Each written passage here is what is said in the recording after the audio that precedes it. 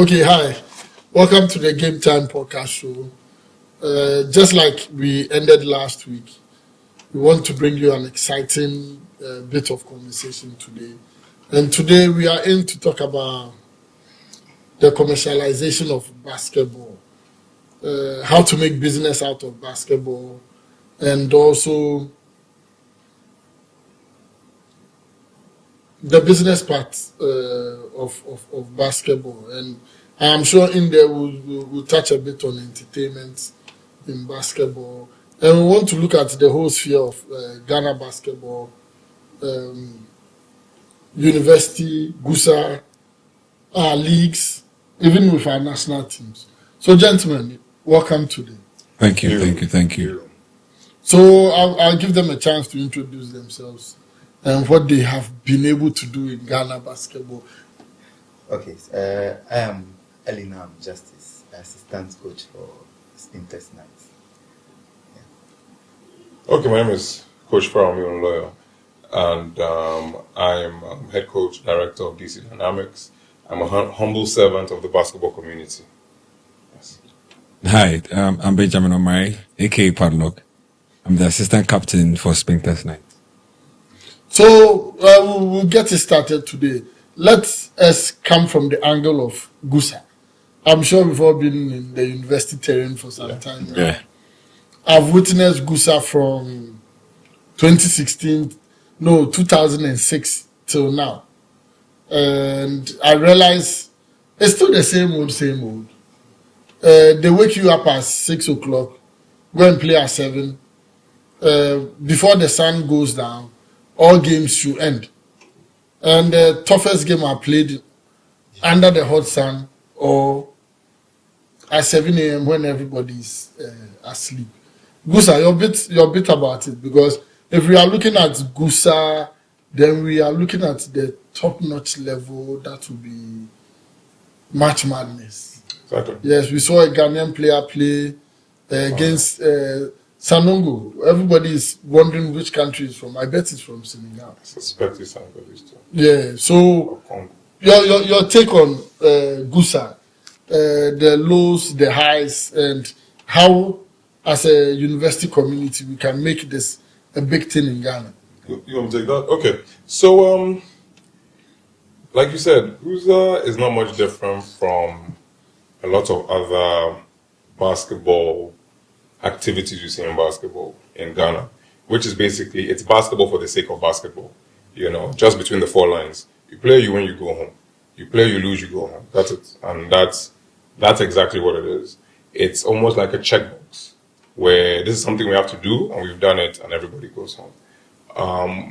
If we're talking about commercializing, we're looking at March Madness is not a basketball event. It's an entertainment product. Yeah. You understand? It's an entertainment product that is sold for value. Now, you don't have to reinvent the wheel. You just have to look at what the NCAA does. The NCAA has a profit-sharing agreement with the teams. The NCAA has marketing rights, TV rights they have sold. Yes, maybe in Ghana, basketball is not the place where we can sell TV rights. However, we can stream live, we can have social media, we can create content off that. NCAA is also very big on creating stars. So, you know, all of a sudden, I've forgotten the girls' names, but you know, like Caitlin Clark, Aaliyah Boston, these are, you know, all of a sudden they're household names. The women's NCAA tournament, in my opinion, was more relevant than the men's. That should tell you the degree of marketing and storytelling they have done. GUSA is just about playing basketball and going home. So if you're looking at creating a product, you have to look at it, and I guess this is just you can spin this off to anything in Ghana basketball. Say, okay, what is valuable about GUSA? Okay, we have big games. All right. So let's say a Tech and a Legon and a UCC. What are the stories we can tell about that? Can we sell ticketing off that? Can we sell merchandise off that? It might start off small, but all of a sudden you're using the little value you have to create more value. And when you start rethinking about like the sport like that, automatically, right, you start developing a product, you start developing a brand, you start developing a following. And then right now, you have people, so if you have a kid who comes in the first year, all of a sudden we tell a story about that kid. The second year, guess what? He has a fan base. right? And now people are following him. You understand? These things are not magic. You know, you go to some of the biggest colleges in the state. By now, Padlock, I mean, with the following he's having, right? There should be somewhere there where it says, you went to Winneba, right? Yeah. Yeah, somewhere with a big poster saying, "This is Winneba, home of Padlock." So he's the vice chancellor of Winneba. You know what I mean? What's his name? You know, and then people are like, wow, Paulo going to win, but I don't know how many people know that. You understand, right? And it's telling a story, and you're building value off that. And next thing we know, Spinner jerseys are selling in Winneba. You understand? Or Padlock's Winneba jersey is selling because people want to gravitate to that. People want to go to Winneba. I mean, I think it's just that rethinking of the whole model that it is not just we want to play basketball, go home. We want to generate revenue off this. We want to be able to sell. I mean, I remember when I went to Guza several years ago, and they had locked the gates. This was in Legon, and they had locked the gate because they said there was some issues with crowds, and the students were outside. And this was a great game because it's Accra. You have a fan base. People want to watch. I think that's even Treasure even played. I think it was Tech. Treasure was there. Gustav was there. Beautiful game. I think Tech led the whole game. That's 2010. 2010. Yeah, 2020, Gustav. 20, no, 2020. 2020. 2020, Yeah, yeah. before we went down on COVID. Yes, before Yeah. COVID. Yeah. That was a beautiful game. But now, that's a great opportunity for ticketing. That's a great opportunity for merchandise. But now, okay, so what's the problem? The problem is, okay, you have crowd control issues. Everywhere in the world, they have crowd control issues. There are ways to do that. Okay, so you get some security, you put in stands, right? You have people brand the stands, right? But now you have an event, and then you sell that product and say, okay, fine. MTN, look at this. We have like 500 kids here cheering. Let's get us some MTN t-shirts. Let's give, maybe I shouldn't mention brand names. But my point is that whoever, right, you monetize the product, you understand, and then you monetize the experience, you monetize whatever you have, and then it becomes a product, it becomes something solid. So I think that's the whole thing. I mean, that's always been my issue with generally sports in Ghana, but also Busa specifically, when you have the biggest universities in the country with at least a population of 2,000, 3,000, at least, I mean, let's say the smaller ones, right? That's a fan base. You have kids from all sorts of backgrounds coming together, of course, and that's just your primary audience. When you talk to social media, your secondary and tertiary audience becomes even wider and exponential. But it's just like rethinking about it, not just as let's play and go home, but we have a product here which has value and we can generate revenue off it. So I think I've talked wrong and wide about this, but I feel we should touch on the bit of storytelling. Just like you were saying, we should be able to get to the point where Gusa or even Ghana basketball makes stories out of almost every event, because I am sitting here and I'm casting my mind back to our generation. If I see myself and Ferrari, our generation, I'm looking at people like Kofi Aktifwa, Vince, Azambiok, Amamine, you name it. And all we have is when you sit down and have a conversation with them, this guy actually really played basketball. Padlock was even shocked when he realized that, Amamine actually is a basketball player. Yeah. Because now he's been a bit, he's very rusty. He doesn't play anymore. The ups and downs of life has taken a toll on him, as in he's supposed to be a family man, just like most of us. And I believe that the bit of storytelling should be something that we take it very serious in this country. I don't know what your take on it is. I think that's true because just as you said about Difa's story, there is nothing really to hold on to say, okay, when he was in his prime, these are tapes you can watch of his game, how he used to play, or possibly there are things you can even take from his game. So I think that's one of the things we lack. We organize tournaments or for Gusa, just as we were talking about, and there is no keen interest in keeping records of what is happening in the game.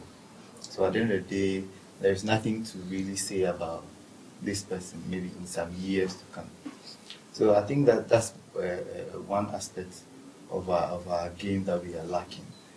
We can't always come play the game and then we go home. Just award a winner who is a first, who is a second, and then that's the end of it. So if we are looking at the growth of the game, I think these things should also be considered going forward. Padlock, your take on this? I think what Ellie's saying, I'll buy what Ellie's saying because I played Gusa, that was 2020, right? And from what happened and the experience I had on the floor, I think the game is not. It looks like we are just playing basketball, and at the end of the day, we are all going back to wherever we came from. And the entertainment part of the game is not there, so it looks like it's all about competition. Let's get the winner, and we all get out of here. But my experience I had in Nigeria, the game alone it's so awful, it's so beautiful. Before the game, there's a whole lot going down, and as a player, you feel so great, you feel so amazed just in that arena. But basketball here is so raw, like, it's just about you just coming to play. We award the winner, and at the end of the day, we are all out. So I believe we should just work on that, and we will get better as we keep going. So I think it's now we need to actually put pen to paper and start scripting a lot of memories down for our kids. Yes. Because now I look at the likes of Eric Tete, Shabash, who has played Gusa, and even our current Ghana basketball president, Papa Yoyo, Atuvanes, who has actually also played Gusa. And we have nothing to show off. I don't know, even Shabazz there, he has lost his medal, I'm sure. I'm sure Shabazz has lost his medal. But come to talk about the next thing that actually comes to mind is even in the Gusa terrain, crowd control. I don't know if you guys remember the event in 2020 where UCC Legon, a very top liner for even any sponsor to just come in and go like, I want to buy rights for Gusa, and people are throwing stones and water. So here's the thing: crowd control is not. It's not magic. You understand? You watch an NBA game, watch a Premiership game. There are stewards who are watching the crowd. There are case studies in this all over. There was a case study about the English hooliganism. And I don't know if you've noticed, you've not heard about that recently. Most World Cups, you don't hear about the English hooliganism. FIFA did a very interesting thing where when you had a hooligan, they identified the hooligan, and then now he was on a database. So even getting like a ticket to get to a World Cup was a bit of an issue for him. So that was one. There are also other studies where they realized that if you had like very big, strong, intimidating people, it instigated people to misbehave. For some reason, people are not like, especially people. So what they did was they realized that people should be calm instead. You understand? So you have somebody, he can still be big, but he should smile at the people, engage. People are less likely to disrupt with somebody who they don't think is there to check them. So there's one element to that. If you watch NBA games as well, right? NBA, the minute there is a fan disruption, if you watch very closely, there are people there like seconds to walk the person out. These are measures which you put in place, right, to create, because the thing is like it's like fire. So when the thing starts, if you don't catch it, it escalates. You understand? Also, people are less likely to misbehave when people are watching them. So if you notice, like the stewards are always watching. They might not do anything, just watching the people. So you have a crowd, and there are numbers to this. So you have a crowd of maybe 300 people. You can say, okay, for every 50 people, you need one steward, or every 20 people, you need two stewards or 3 security guards. And then you put these things in place. Colleges have thousands of people. NBA games have thousands of people. We're having a few hundred kids. Right? And all they have is stones and water. You understand? It's like they have ammunition or weapons or tear gas. They have stones and water. Still have to go and pick it from the ground. Another thing too about crowd control is that when people are sitting down, they're less threatening. So if you have people standing up, that's a place where you can fight. If I want to fight padlock, I have to get up. You understand? When you're relaxed, So a lot of these things are just planning. So you put bleachers, you have security, you have stewards, you know the number of people, you have maybe crowd people coming, you do ticketing, so you know how many people are coming in. All those things, right, are things you put in place to control crowds. It's not magic. It's not anything that you just plan. It's just essentially planning, and then you can have a very nice sports event. You understand? If you, like, it's a very common saying. They say if you fail to plan, you plan to fail. It's as simple as that. It's just, I think, again, right, there's no real. Here's the thing: if you have fans in Guza, great. If you don't have fans in Guza, great. As long as we have a winner and we have a loser, the game Yeah. goes. If you have a sponsor who's giving you $20,000 or $50,000, $100,000 and says, "Hey, I don't want trees and birds to watch my events. I want human beings. I want eyeballs to see my product." You're gonna figure it out. You understand? So a bunch of these things, it's kind of chicken and egg. It's either because there's no incentive to do it, and maybe if we did it, there would be incentive to do it. So it's one of those things, but it's not magic. It's doable. It's very, very doable. So finalizing on Gusa, I think you made a point that I actually really like, especially with the NCAA. They actually involve the schools, where the schools have a percentage, and they know that coming into this tournament, if I'm able to pull X amount of crowd, one, it will go in boosting morale for my players. Two, it is selling out my product. Yeah. So you see, I think one of this NCAA game for the women, that is LSU versus one of the teams pulled up the highest numbers. Yeah. Yes, Yeah. Yeah. and they had even the biggest numbers, even more than the NBA. Yeah. And I believe that after the planning, schools should be able to engage their students to actually attend events. Because we are looking at Gusa in Kumasi that just was over. And I believe we could have had more numbers than this. I'm sure you were there. What was your think? It wasn't bad. Comparing that to the state, I mean, there's vast difference, you know. And as Coach Farami said, when you have people standing, it makes it some way. But when people are relaxed watching the game, it makes it so beautiful. And most of the times, like in our arenas in Ghana here, the seats are not many. So with somebody coming all the way from their house to come watch you play, and then he stands, it looks some way for him. So it's better he will stay home than coming all the way to come and watch, to stand and watch you play. That's so bad. So I think we should work on that. Yeah, so before we move on to the next topic, I think we spoke about Gusa. Viewers, I'm sorry for all those who don't know what Gusa is. I think Gusa is Ghana University Sports Association. Yeah. And it is an event that is organized for university students.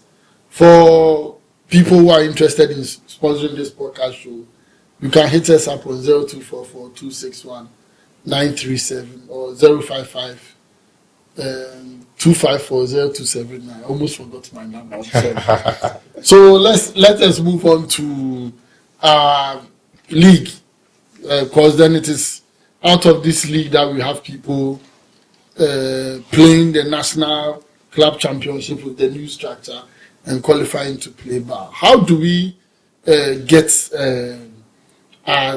let's start from teams. How do we get our teams there?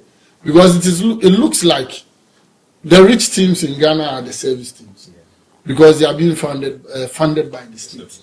The all funds come from the state. That is police.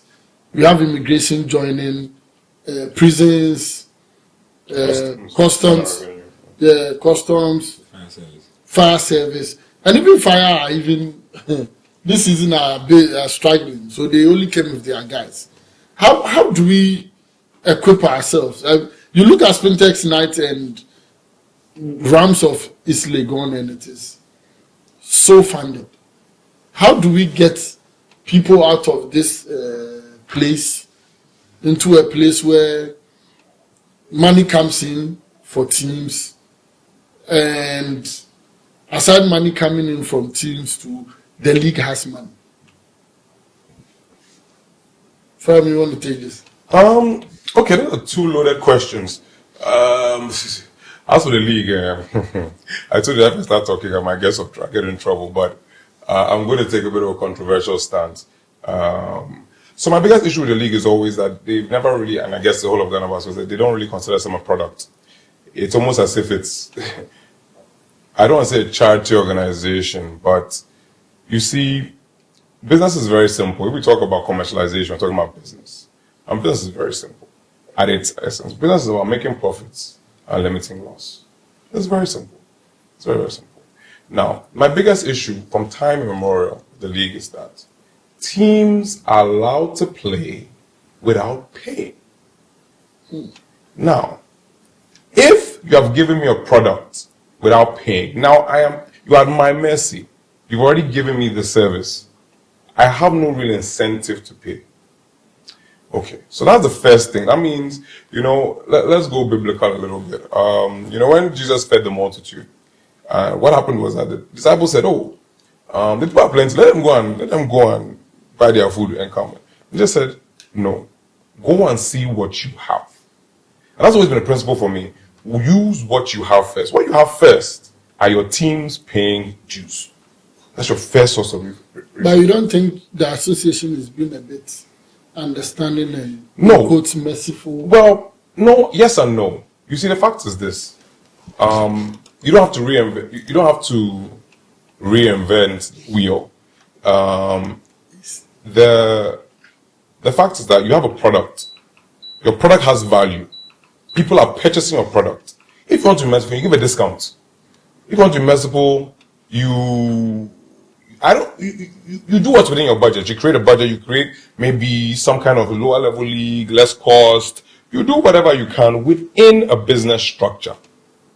But you don't go against basic business principles, which are like giving something out to someone before they pay. Now people criticize and say, even banks give loans and blah, blah, blah. That's what you're doing. You understand? If I will give you a loan based on your ability to return. You understand? Anyway, so that's the first thing, and I'm not picking on the league. What I'm saying essentially is that your first thing is, what do you have? What do you have that has value? What do you have? Now people want to now look, the league has about 30 teams. 21 in division. 21 in division 2. That means that now you've attracted 21 teams. And with that 21 teams, that means every team has about 12, at least 12 players, right? Yeah. That means you have, I can't do the math, but let's just say 10 players. So 210 players. That's right. So that means that you have about 210 eyeballs on your product. That's if it's 12 per team. That's 240. That's 240. Plus another one extra team. Exactly. That is 250. And that's just male. But you understand? So my point is that, okay, what do you have? What do you have? So this is what you have. Now collect what you have. That's the first thing. Collect what you have. Now when you have this, right, you can say, okay, how can we play around with this? Right? FIBA, with all the money they have, right? Do you know what they do when you don't qualify for Olympics? They create another tournament called Olympic Qualifying Tournament. And it's not free. You pay for that one. It's not because, yes, they like basketball, but they're creating revenue. You understand? The same African country that are poor, you will still pay the money to play in FIBA. You understand? NBA, with all the money they have, African countries are paying $25,000, $50,000 to come play in BAO. Hey. Yes. So that's right. People say you go. Oh, they will go. You guys will go. 25,000. Wow. You don't quote me on that though. But my point is that there's a fee to pay. Yeah. NBA, who has all these millions of dollars, is coming to Africa. So African teams pay money. Why are they not being lenient? Because they're business first. You understand? Right? They're basic principles. So that's the first thing. So you have to use what you have. When you use what you have, then you can say, okay, fine. We're going to do maybe some activations. We're going to have some events. We're going to do ticketing. We're going to do all these things. There are other ways of generating revenue. But the first thing is that collect the money you have. Take the money. There's a very simple principle, but don't leave money on the table. Yeah. Don't leave money on the table. Camelo and Jim. Yeah. You know what I mean? So, yeah, exactly. So we have to get that first. That's the first thing, that we're running a business. And yes, we want basketball to grow, but at the same time, basketball is not going to grow if we cannot raise revenue. So follow up on this. Do you think have you gotten to the time where the league can say for prisons, SEPs, game, Spintex Night Seb's game, we are collecting revenue? Yes, that's a very good question. So that's the next thing. So you look at value. Where do we have value? There are two ways you have value. One is very simple, is your people, your brands, you understand? So we should be building value around Padlock. We should be building value around Amutua. We should be building value around Doji, right? When you see NBA doing Dylan Brooks and this, that, it's not just because they want to show them more. They want to market that rivalry. So now, we have a big game, Spintex Nights against Seps. We have to do some small thing. Maybe last time, Doji fouled this. When Amutua was reinforcement, Doji fouled him and this. We play on that. We show down some games. And we say, look, all the games this season are free, but this game, we're going to charge 10 cedi per player, right?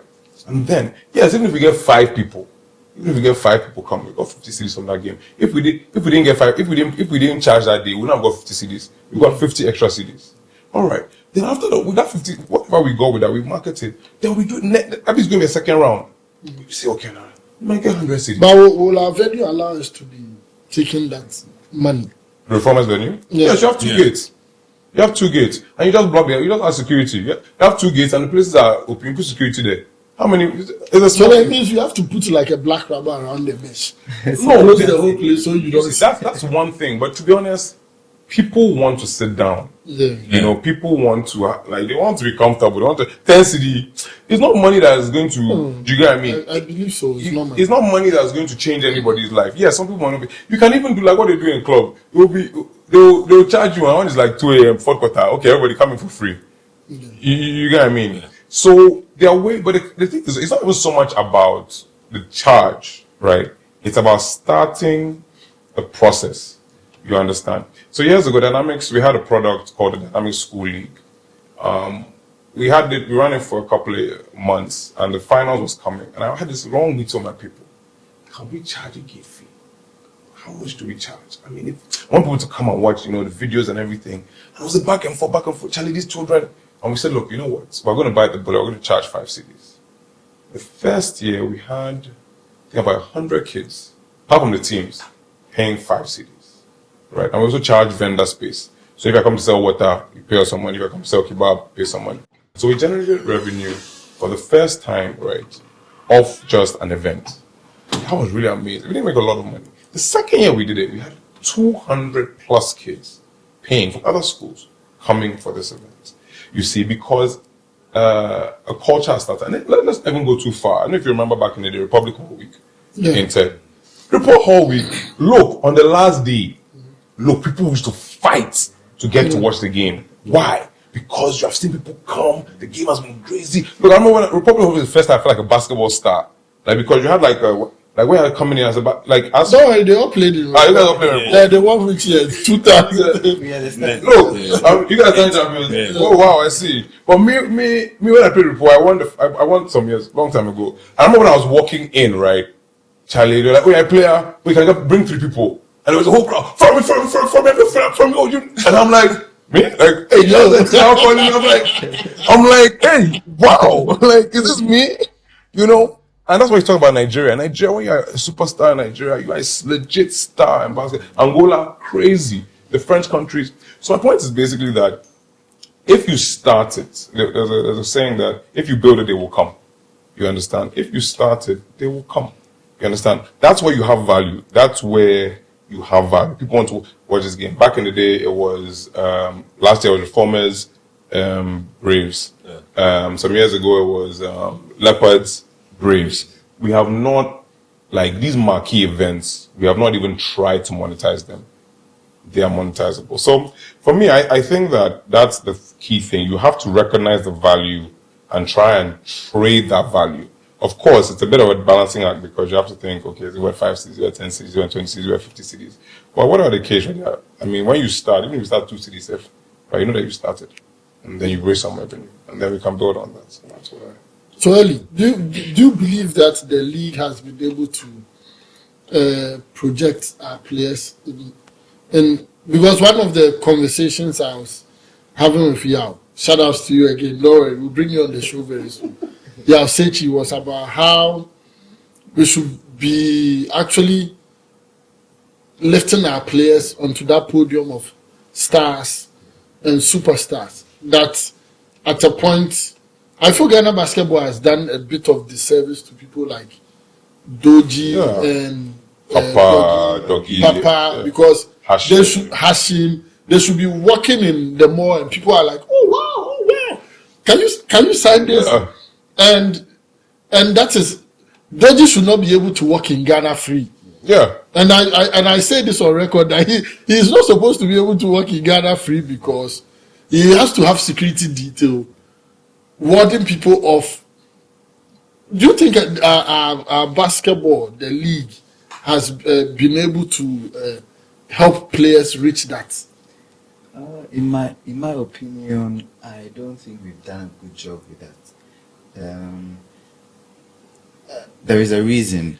So, for instance, let's say back then, 2 years or 3 years ago, it's not like the time we are living in. It's a social media world now. It's a media world now. So, unlike those days where today I can take my phone, Padlock is playing or somebody else is playing, I can just use my phone, videotape and put on social media, and you can bear with me that it will be there for so many years. But unlike those days, it's not like that. I think that we are getting to the point, or we have to come to that understanding that this is what we need to do, or this is what can get our players to be recognized on that pedestal, on that level. So I think going forward, these are things we have to consider. But I can't say that we've done a very great job from the past. Maybe because of our technological advancement and all that. But today, the world we find ourselves in, I think that we can do a much better job with that. It wouldn't even take so much to do. As we were talking about, as Coach Fami was talking about earlier, about marketing players and all that. I think with our structure, our local league structure we have now, it will be very difficult to say we are making profits off of our league, paying. But even social media alone can be able to get us to that level where we can even post a video or a full match on YouTube, to be able to get us to some level. So I think that going forward, those things Need to be considered. Yeah. So, Paulo, do you think the basketball in Ghana, the league, has done you any good with respect to this conversation of actually lifting up our players to that level? Not really, but my traveling experience back in Nigeria, as we went to Nigeria, I never felt that kind of love. I never felt that like a superstar, because being in somebody's country is different. Because if I felt I'm not recognized in my country, like you being in Ghana, people will only know you by, okay, you're Pablo. But we got to Nigeria and it was a total different thing altogether. Like you start walking and people will start waving at you. And I felt so big. I felt so great being a player out there. But in Ghana, I mean, that is so bad. Like they'll hate you for no reason. Like, okay, he can cross. So what is that? But back in Nigeria, I felt that kind of superstar level, like the LeBrons, the KPs, Hey, wow. And Nigeria, they will not go there. Wow. No money. Hey, Not a kid, you no money. it was so crazy. Like the number 10, then the girls and everybody would be cheering at you, Ghana, and it was. I felt so good. I felt so blessed being in somebody's country and getting cheered up. But Ghana, no, come on. I didn't have 2 days. I think in Nigeria, last week I said we have some numbers that were trending in Nigeria. Number 10, and he was wearing number 10. I remember when we played the first bout in Rivers Hoopers. One of the commentators was seated behind our bench, and all we could hear is, "Oh, the Messiah has done it once again. The Messiah has done it once again." So when we were done with the game, I go to him and I'm like, "Who was he referring to as the Messiah?" "Oh, you're number 10.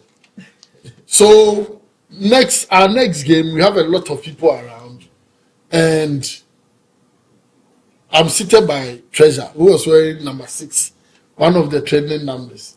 So a girl comes to pass in front of us, stops, look at us, keeps walking and comes back again and gives her phone to Treasure. Can I please have your dad? And I was like, oh wow. I was like, oh wow, I hope Treasure is going to preach Christ to that lady. Definitely.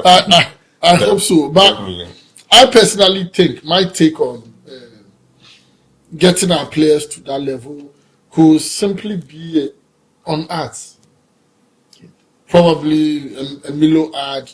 And I think back in the days they used to do that. So that is why even the current coach or assistant coach of prisons, Africola. Africola, Yeah, that's why he has his name, because he did an Africola ad that he was dunking, and I felt it was so cool. It was done back in those yeah. days. So what has stopped this? Is it that companies like, I don't want to mention their names. Free of charge, Free of charge, no. Yeah. Is it that big companies don't see the value of basketball anymore? I think that, we have to appreciate a few things have gone against basketball, and a few things have gone in favor of basketball. So one of the things that's gone against let me start with what's gone. Our media is cheaper. You understand? Media is cheaper. So like you said, you have a phone, you can post whatever you like. You can sponsor your own adverts on social media. That's one of the great things right now. We can do so much. We can create our own stuff. On the flip side, because of that, there's a lot of content. There's a lot of content. So you have to fight for relevance in that content. And then the other thing is that now, because of that, right, people have so many things. When I was growing up, if you going on the basketball court, there was not some fanfare, you were home. Now, because of a mobile phone, right, you can entertain yourself. There are malls, there are video games, there's so many things for young people to do. So you're competing with a lot of things. You're competing with some time ago, I was reading a book, and they were talking about the CEO of Lego. Lego was the highest selling toy company in the world at the time. And they had, I think, about 60% of market share. And the CEO of Lego made a statement to his staff, and he said, we're in trouble. What are you talking about? We're the best toy company in the world. And he said, now kids are not playing just with toys. Kids are playing with laptops. Kids are playing with iPads, playing with phones. Now, our competition is not Haribo and all these other toy companies. Our competition is Apple. Our competition is Samsung. What we have to realize is that now our competition is not just soccer. Our competition is music. Our competition is going to the mall. Our competition is fashion shows. All those things are competing for relevance with basketball. So now so a company has options, you understand? Why should we pick basketball? So if you look at a lot of NBA, their marketing has changed. Now NBA is on TikTok. NBA has 15, 17-year-olds pushing their brand. NBA, there was a time at the NBA All-Star game. There were TikTok dances at the NBA All-Star game, right? What's her name? This girl who is, what's it called? This girl who was at LSU. LSU, at the finals, they're playing her music. She's a rapper. They're playing her music at the game. Why? Because they want to leverage on her community. All these things are not, because they understand that, look, there are other things going on. We have to catch them to bring attention to ourselves. It's not just the basketball again. The basketball is not enough. So these are some of the things that we have not figured out how to. It's like we're still doing things like how they were in the 90s. Yes. Now we are in the 2010s, 2020s, right? We have to figure out how to merge those things. These are why you have strategic marketing plans, you understand? And you plan, say, okay, fine, right now we're going to try and piggyback on maybe some one of these festivals, you understand? I don't know if you know, Bao was trying to piggyback with, I don't want to mention their name, but there's a big festival in Ghana. Bao was trying to piggyback with them and merge it together. You understand? All these things are not because, you know what I mean? They are trying to get that market into them. You understand? And the funny thing is that Ghana is so blessed because right now in the summer, everyone wants to come to Ghana. Yeah. Everyone wants to come to Ghana. Right. Now, even the Nigerian team, right now, the Nigerian boys want to come to Ghana. You understand? So now, right, let's just think, okay, how best do we... I'll say she's doing this, you understand? So there are a few events created in December which is merging basketball entertainment. Yeah. You understand? And that's the way to go, because you're realizing, okay, so we have an entertainment product, we have a basketball product. I said that at the last basket. We said, look, people come all over for all these Afro this, Afro that, Afro that. So now they'll come for Afro basketball. Yeah. And that's how we need to start thinking. That's how we have to start thinking and saying, okay, what are we doing to fit into this new world we find ourselves? And once we get that right, everything will just flow. Because look, Spintex, now you guys went, look, I mean, first of all, let me just say this. I've been a big fan for a while because. Oh, thank you. Oh yes, let me say this, because I was out of town. I was out of basketball for about 2 years, but by the blessing of internet and social media, I was, all these guys in blue, jerseys, hey, they have socks. I mean, hey, they have social media. I've been watching. I'm like, this looks like some stuff we've been doing. Like they're doing their stuff consistent. They're traveling. You can see that there's relevance being built. There's community being built. And when you guys went to Nigeria, what I love about Spintex Nights is when you guys go, man, the whole page, like when you see, like your what's it called, your like the YouTube page or the comments, right? Bring padlock inside. Like people are invested. You understand? People are invested in a brand. You understand? Not just the basketball. They're invested in the brand. You understand? And then the thing is that you've built this community, right? And I remember last time we spoke, and you're like, oh, let's try and bring a DJ to the games. Yes, so give another experience. You understand? I'll do a podcast. So adding to the brand. You understand? So all these things, right, are value you are adding to your product. And that is a way of now getting other people. Understand? And then eventually everything adds up. So I think that's basically it. I think I went a little off topic, but I think that's basically it. Yeah. I believe for Mr. Itebule, myself, have a lot of work to do. I double as owner of Spintex United, vice chairman for Greater Accra. Oh, I didn't know. Sorry. Don't worry. I don't take it as, I take it as positive conversations, because it is out of positive conversations that we get actually good things to help move our basketball. And I think when we met in Achimota, I was telling you about the fact that basketball and music has been like bread and butter for a very long time. Yeah. And our league should be able to introduce this. In the past, they had a speaker that somebody connects his phone to. So if there is a phone call, it gets distracted. It'll start. But I even before we got here in the car, I was telling you about the type of DJ, because we need a DJ that will connect with the players, basketball, energy on the floor, and also the MC who came for that event. It's like trying to get everybody involved.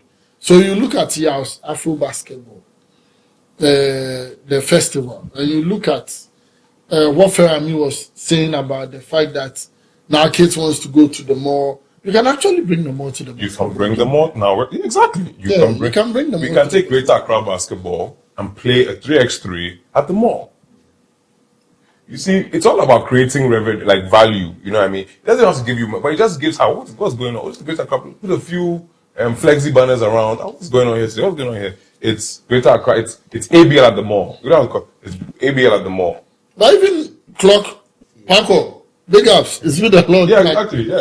Clock organized. Exactly. Street ball at the mall. Exactly. And I think UCC has played in there.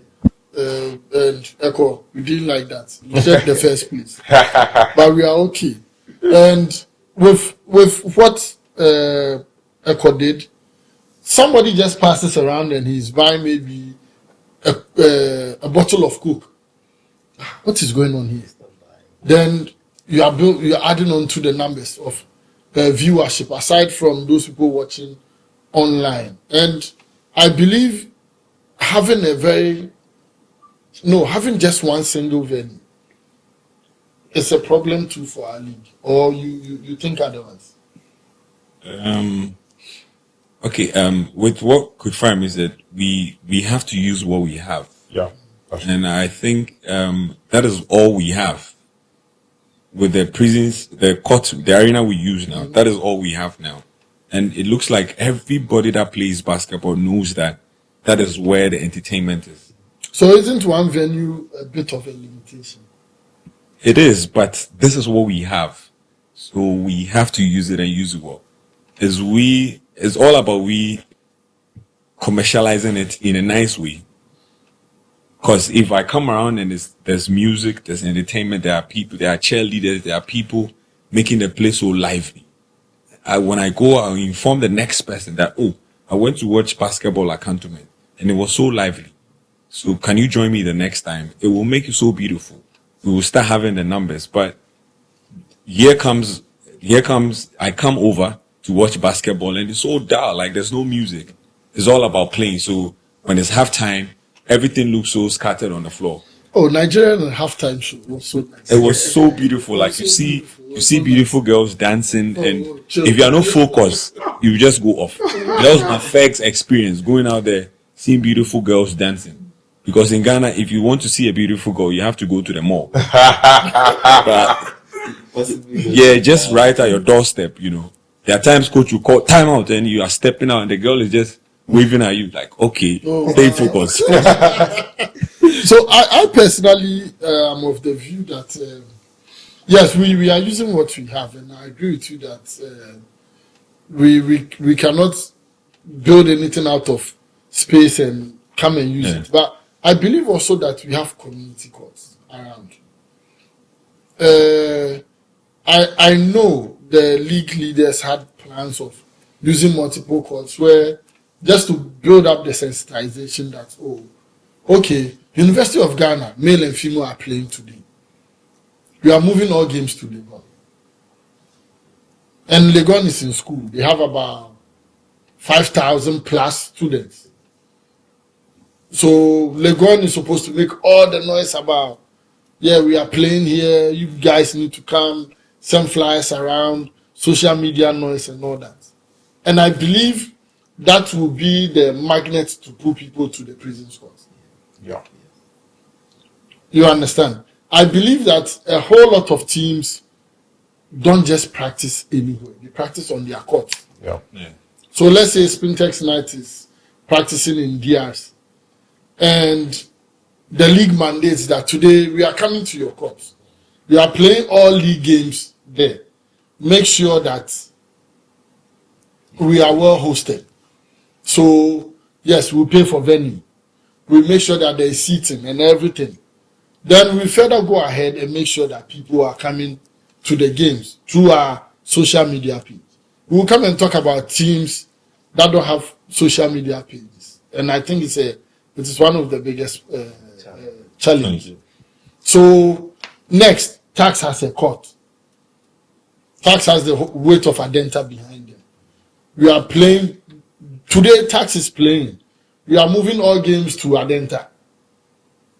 And that is how you are building the fan base. So then, by the time we are reaching playoffs, and we all decide that we want to play at the prison court, one venue, I believe if you are looking at all the communities that is playing, Kaukudi, Adenta, even DC with their court, Spintex Night with their court, SEPS with their court, if you add up about all these 21 teams in Division 1, okay, let's just do the math.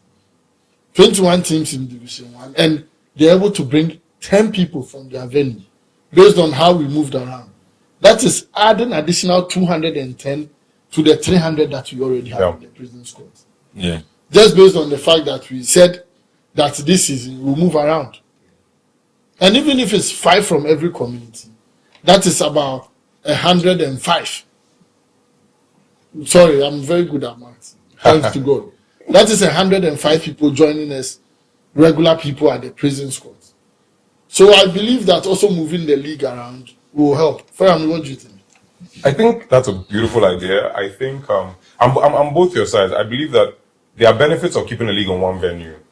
At least people know one place. They know that, like, I mean, there's no confusion about where the game is. Everybody knows on this day. Come.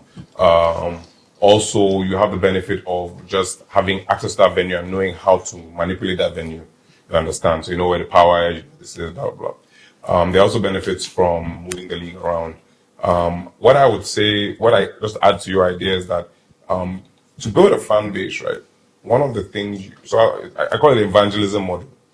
When somebody comes to a church, what do they do? Or if you are new here, come to raise your hand. And when you go, they don't just go, they don't pray for you alone. They take your number, take some details, take your birthday, and then they start engaging with you. So when you go to a new venue, right, you start creating your database of fans, right? And then you don't just let the people go, right? So I think what could happen is that Greater Accra has, even the NBA does this. So some years ago,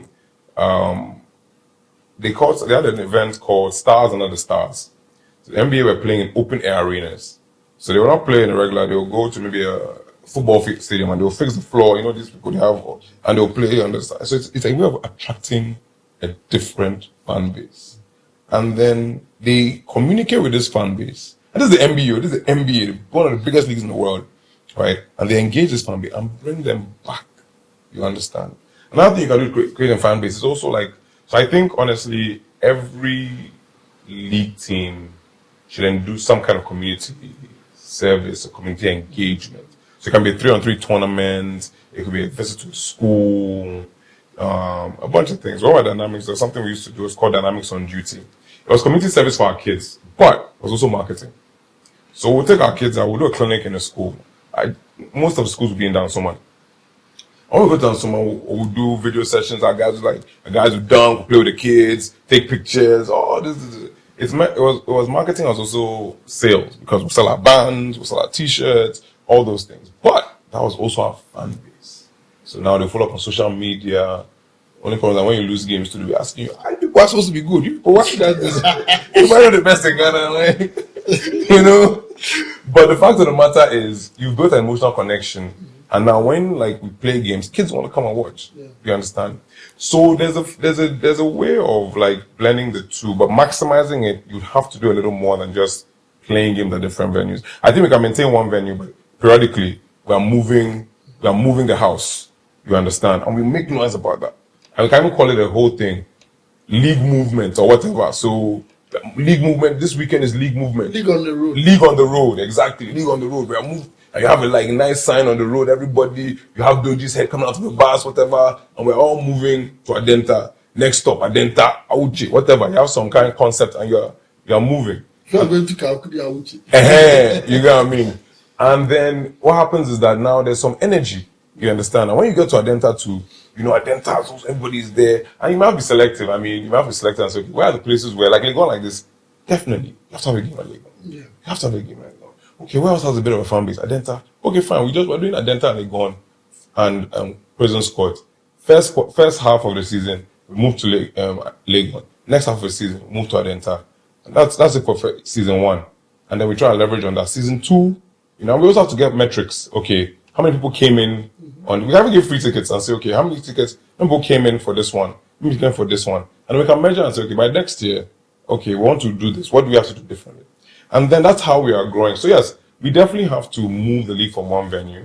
And we also have to maximize what we have in that one venue. And then we can grow. Eventually, we get to a place where, honestly, we have like, what's it called?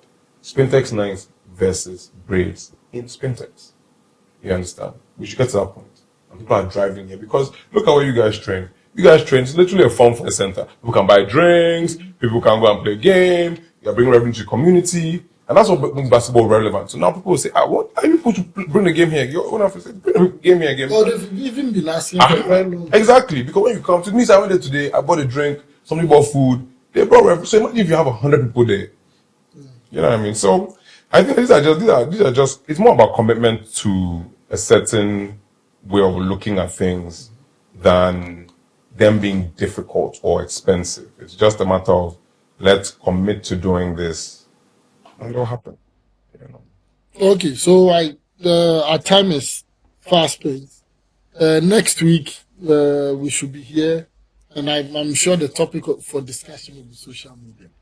in basketball, and I believe it will be a very interesting conversation. And just based on that small orange ball, we can have about 200 conversations about this just round orange ball. And it was nice having you guys here. Like and subscribe, Game Time Podcast.